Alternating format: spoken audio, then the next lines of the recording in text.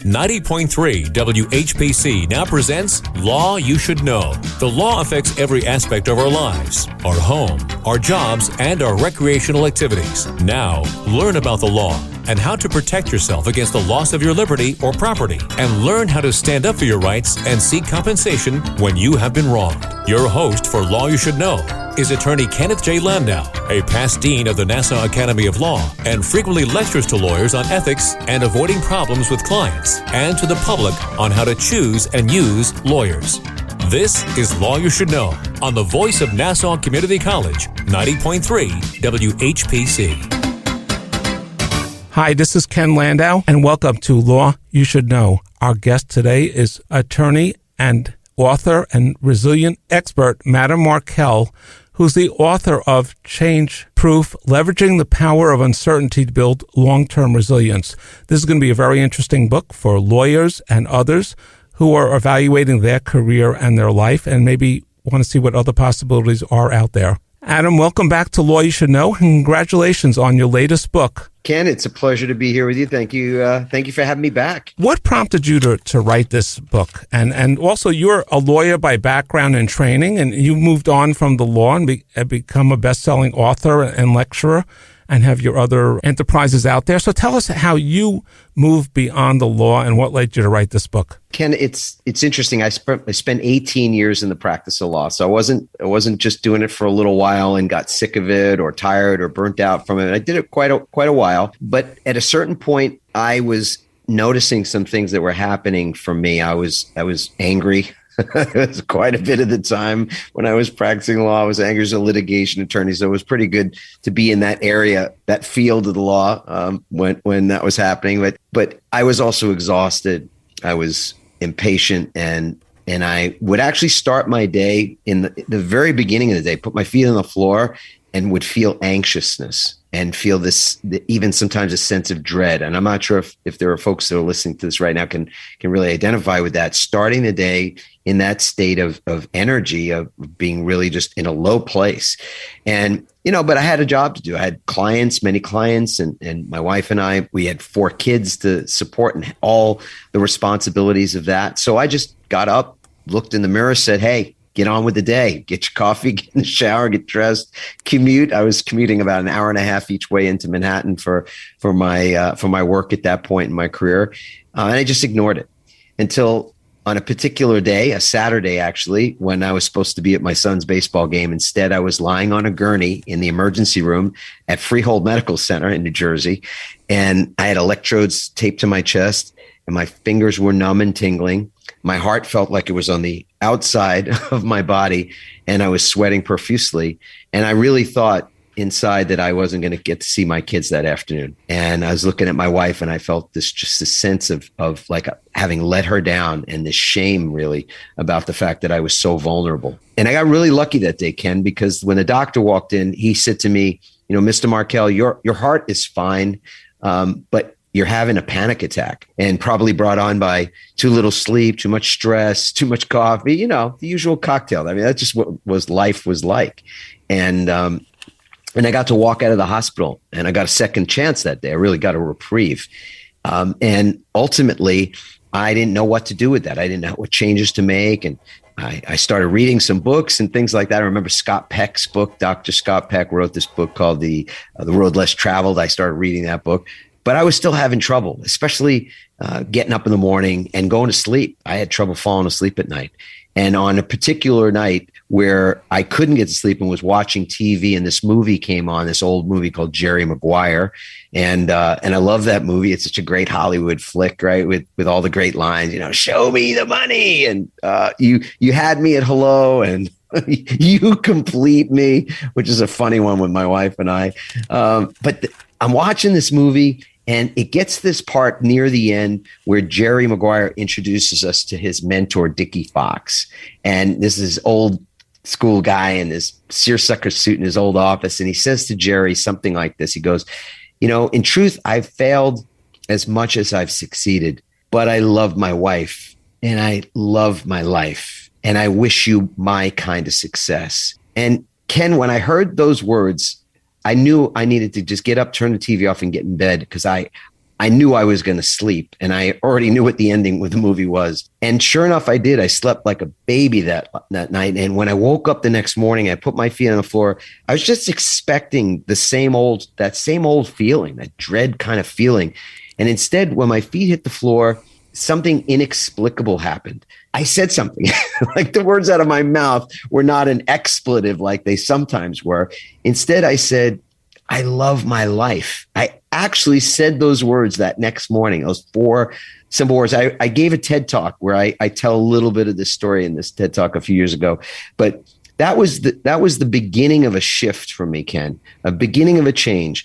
And we won't get into all the details, of course, but I have said those words at the start of every day for 12 years since then. I love my life.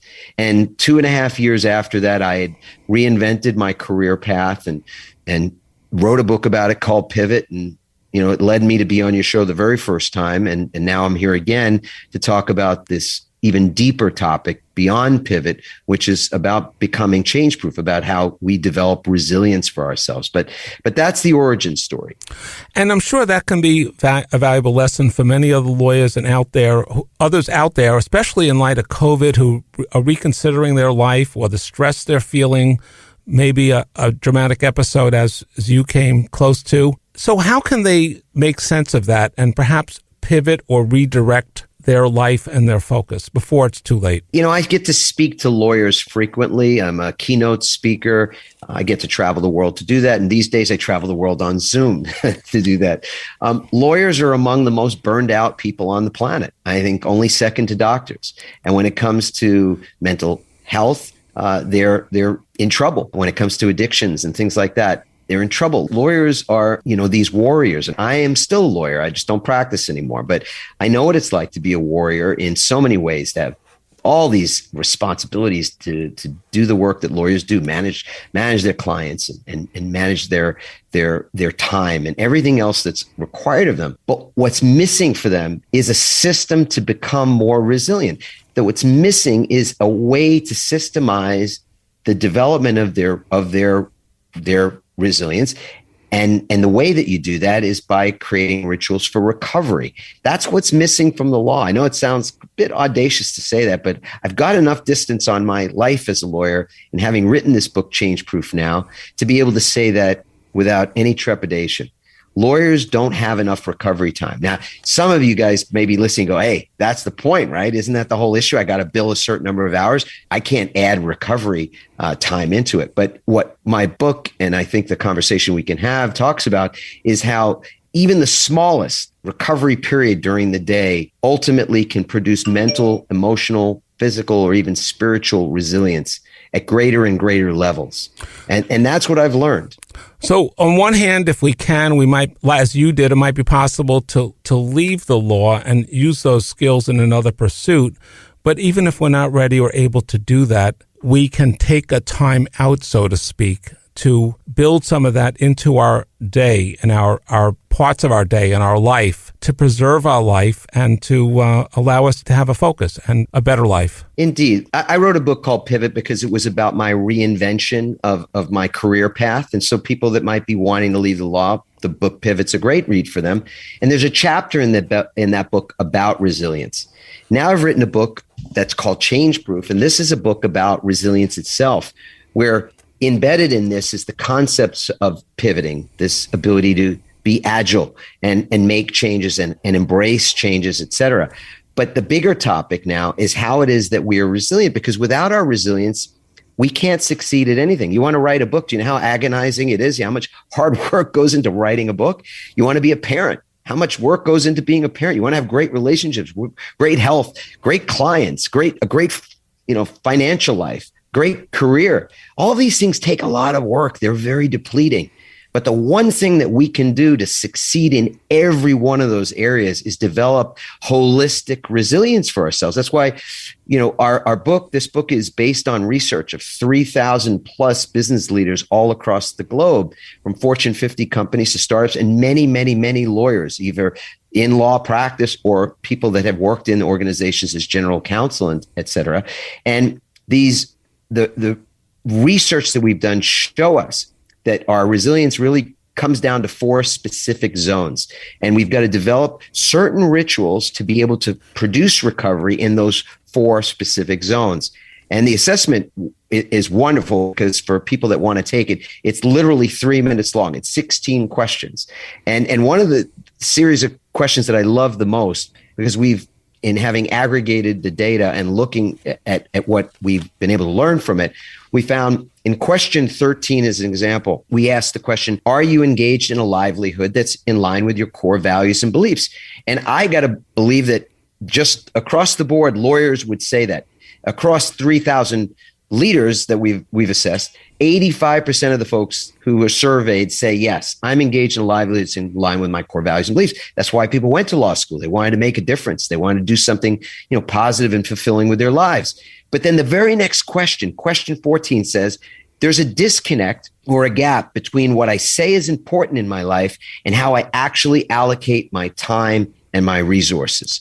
And that's the telling thing. And that's in the red zone almost uniformly across every organization we've studied. That's like in the 50s. So the lawyers are trapped by the world of the law and their obligation to bill and to think and to win? Well, what that suggests to me is that there's this gap between what they're doing with their time and what is most important to them. So for me, when I was in that state, I was working so much that I wasn't seeing my kids. So I was doing what I wanted to do. I was advocating for people. I was a warrior for other people. That's so in line with my values. That's why I became a lawyer. But I wasn't seeing my family, and I was feeling guilty about it all the time. So that disconnect became a huge hole. It was a small hole at first, and then it just got bigger and bigger and bigger. So I think you're right, Ken. Lawyers are faced with this kind of quandary of how to do all of those things and still be around, be around and have time for other things that are important to them, either personally or their family. I'd just like to introduce your book, and then I'd like to go to you for some of those answers that our listeners can find out more about in your book. We're talking with Adam Markell. As you've heard, he's a lawyer, author, lecturer. His latest book is Leveraging the Power of Uncertainty to Build Long-Term Resilience. And it's called Change Proof is the beginning of the title. And he's researched this, and you've heard him before talking about pivot here on Law You Should Know on 90.3 WHPC, the voice of Nassau Community College in Garden City, New York. So tell us how our listeners can reevaluate their connection to the law, can try to pivot, and also build their resilience muscle, and what your research has showed. Well, I'll say this, Ken. A lot of times people are stuck in a situation or feel like they're stuck because they think to do something about it will require a drastic change. And I think with lawyers in particular, this is insidious. And so for me, what I've learned is that we don't need to jump ship. So if there's somebody out there who's listening to this now, and by the way, I used to practice in the Nassau County courts, in the Supreme Court that was out in Nassau and Suffolk County as well. So I know the area very well. The thing that you have to think about is not how is that you make sort of a drastic shift, but rather that you create a series of small changes, small pivots. And if you do want to find yourself not practicing law in the way that you're practicing law, then you've got to simultaneously, I say you've got to, if you followed my example and you're following along with this book, then what you do is you create a second plan alongside the first one. And that's what I did. And over the course of 2.5 years, I was able to pivot. I was able to move from one way of doing my life to a different way of doing my life. And there are so many of these sort of incremental changes that can be made that over time produce what's called a compound effect. And that's the beautiful thing, because lawyers are risk averse. We know that's just a part of the way we're baked to sort of avoid risk. And what I love about the law of small changes, or the law of small differences, is that it allows you to make small changes that compound and then produce a transformational result later on. So it's really a risk-free way to do it. And the first thing that I would suggest that lawyers that are feeling exhausted or anxious or even depressed or something else, the first thing that I would suggest that you do, other than to read this book, Change Proof, is to create what we call a recovery map.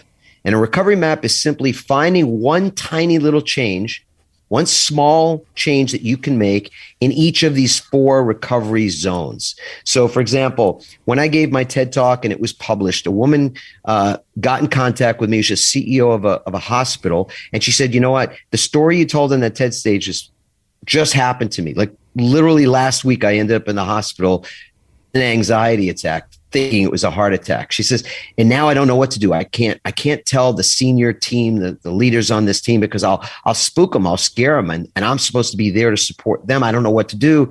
And I said, well, I can relate to that, because when I had my my fake heart attack, who was I going to tell? My law partners, the judges, my adversaries? There wasn't anybody for me to tell. So it's sort of like in the military where the culture keeps silent in many ways about these things. So I said to her, listen, I can relate to that, but now I know better, so I'm going to help you. And the first thing I told her was, you've got to be transparent with the people around you. So I know this is not easy to hear, but if you're feeling that way, you've got to tell somebody, whether it's another partner, another associate, or somebody else in your firm, or even just to speak to somebody outside of that circle, whoever that might be, so you can get it said, get it not off your chest, but start to communicate. And how do you start that conversation? By being honest, for one thing. Like if you're feeling anxious, you could just say, you know, I have this tightness in my chest. That's what I was noticing. It was kind of the first symptom, was this tightness.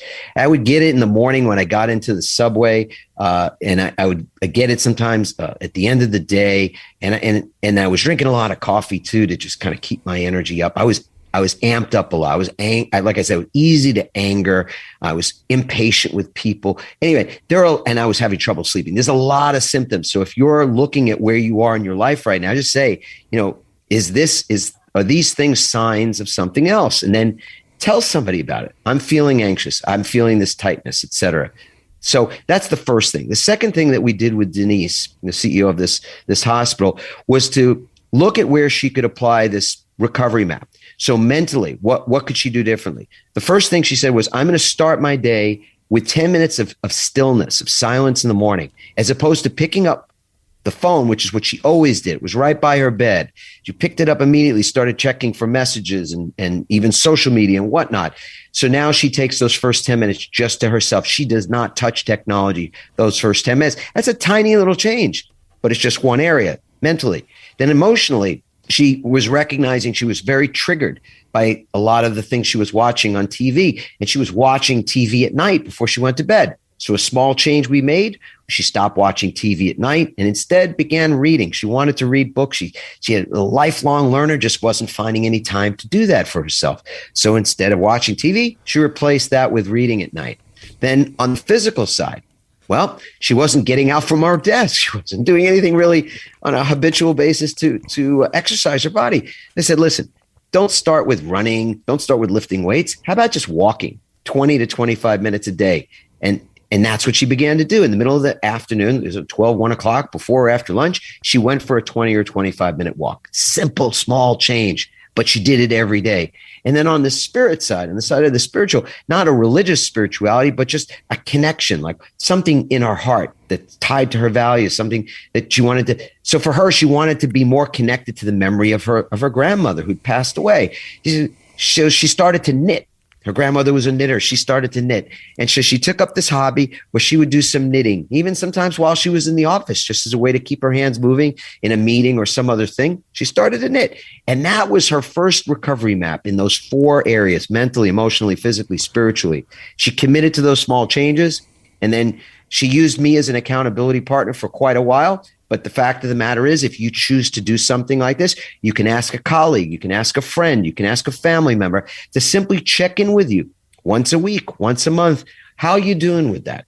Like, how's that going? So that people maybe they're going through, and maybe they're going through the journey too. So you can do it with someone.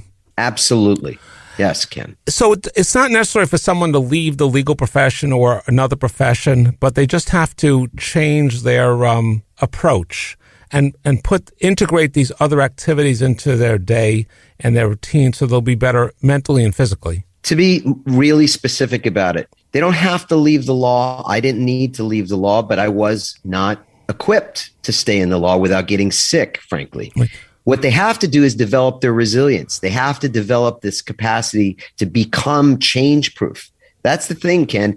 You know, the universe is going to change constantly. It's the only great truth there is that, and it's an oxymoron of sorts. The great constant is the fact that everything changes constantly. So change shouldn't surprise us. What changes, we don't know, but how it is that you approach change and how you are resilient in the face of change, that is the thing that we have 100% control of. And that's, for the people who are listening to this right now, that's the one thing you can seize upon to do. It's a tangible action you can take. Can they also change their connection with the law, work for a nonprofit, change their legal environment so it's less taxing, less adversarial, and more inspirational to them? Absolutely. When you think about developing your resilience, what are the things that deplete our resilience? Well, for example, the other people's energy, the people that you're around. If you're around people that are routinely triggering you, putting you in a state of fight or flight or some other mode of reaction, well then moving out of being in proximity to those people is a good change. If the work that you're doing doesn't feel like it's really filling you up, it's not giving you fulfillment, there are a million ways to practice law. That's the great thing about that profession. You get that degree, you pass the bar, there's a lot that you can do with it. And again, you don't have to make that shift overnight. Those pivots can happen over time, but it's a tremendous relief when you just get honest with yourself. And one of the ways I think people can get honest with themselves would be to simply take that assessment to start. You can go to resiliencerank.com, and in literally 3 minutes, 16 questions later, you're going to get a score in those 4 areas, as well as a very a robust guide to what to do next, including the kinds of small rituals that you can adopt to make some of these changes real for you. And of course, it's entirely a gift. It's for free. There's nothing being offered there. But I think that's a great way for people, a concrete way for people to start. And I just want to remind our listeners, we're talking with Adam Markell, and he's talking about his latest book, Change Proof: Leveraging the Power of Uncertainty to Build Long-Term Resilience. As you've heard, it covers understanding and researching your resilience and possibly using it to make better changes for your life or changing your career for lawyers and others. You're listening to Law You Should Know on 90.3 WHPC. If you missed any portion of this podcast or want to tell someone else about it, it's available at nccradio.org. What are the other zones you mentioned that someone can evaluate their resilience? The mental is obviously a thing that we all have to be watchful of. How are we thinking, and what are our mental states, our emotional states? What are we, reactionary, or are we responding to things? Our physical states. How's our energy? How are we doing during the day? Are we tired? Do we wake up tired? Do we feel rested? Things of that sort. And even our spiritual resilience is all about, again, how fulfilled do we feel? How in alignment do we feel? And those are the areas that, it's really important to track. Now, a nuance, something that I think, your listeners in particular will find really interesting. I was a lifeguard at Jones Beach from the time I was 19 years old till about the time I was 27. And Jones Beach, in particular, Field 4. And the first summer that I was working there, we lost someone in the surf. And it was a terrible, terrible incident. It was somebody went down, they went missing. We had to do a search and rescue that ultimately didn't find the person, and it became a search and recovery after that. That day on the beach was devastating for that family. It was devastating for us as a lifeguard crew because we failed, and we had to pick ourselves back up and become resilient. We had to learn how to be resilient that day on the beach, and we didn't know how to do that. But the captain of our field helped us in many ways that summer to be able to continue to do that job. And ultimately, when I worked there for 7 summers, we never lost anybody again. That was the last time anybody ever went down in our water or on our watch. And the way that I think we succeeded was in something I now refer to as toggling. Toggling is this alternating between on and off, but like a light switch, on and off, on and off. And off is resting mode. It's recovery mode. On is I'm in full on, energized, focused, concentrated action. And this alternating between action and rest, action and recovery is the essence of my resilience work today. And that's the thing that lawyers just don't do well. They're always on. They're on and on and on and on and on until they cannot be on anymore. And from what you said before, is there also a pause mode? So if a lawyer's working, they're busy solving legal problems, they have to put themselves in pause at some point during the day? Yes. And the pause is a great way to put it, is one of those, let's say, in that toggle, you're switching yourself off, not for 10 hours, but for a few moments. The same way, like in Formula One racing, you see the cars, they race into the pit. They're in the pit for 2 or 3 seconds. They change out the tires. They fill the tank with gas and boom, they're out on the track again. Because if they don't pit, if they don't come in and change the tires, they're dangerous to themselves and they're dangerous to everybody else that's racing. And there's just, I don't think it's any shock to say this. There are a lot of lawyers out there who are riding around on bald tires. And they are dangerous. They're dangerous to their clients, and they're dangerous to others and to themselves. And we need to make that pit stop. And maybe that will be the title of your next book. But we need to make that pit stop for maintenance, to do what we need for ourselves, do it with others, do other projects that bring us fulfillment, will help give us the energy to continue our journey.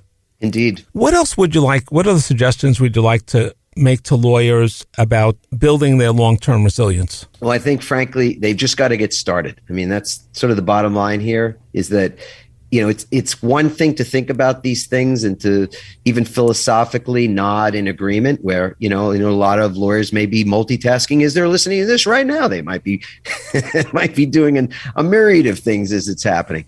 But the truth of the matter is, if you've been nodding, if you've been thinking to yourself, yeah, you know what, I am tired.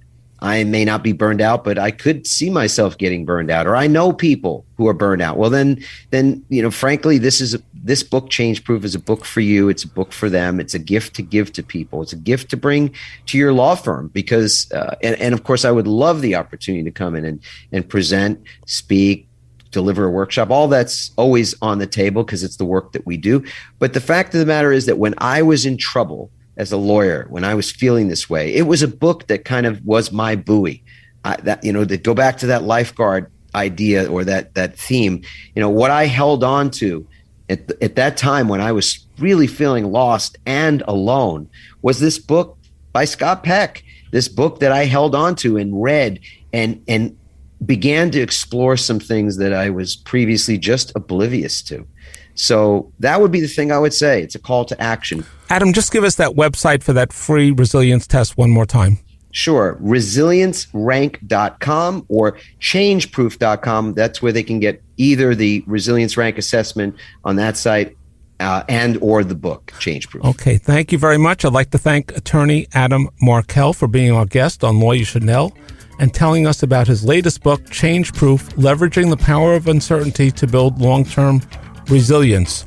If you missed any part of this show or you want to tell someone else about it, just go to our website, nccradio.org, for a podcast. And thank you for listening to Law You Should Know on 90.3 WHPC, the voice of Nassau Community College in Garden City, New York.